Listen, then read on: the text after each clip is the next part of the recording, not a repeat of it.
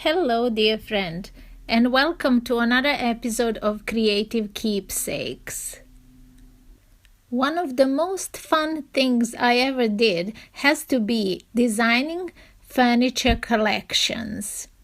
And I absolutely love all parts of it, from researching on the computer and drawing to being outdoors in my workshop in the garden, completely hands-on.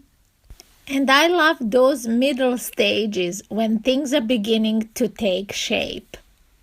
And it is lovely at the end of each day to take a moment to check in on your progress and enjoy the work that's unfolding.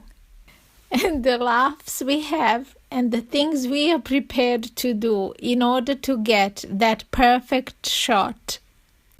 The laughter, fun, and unpredictability of photo shoots in natural daylight can hardly be matched by anything.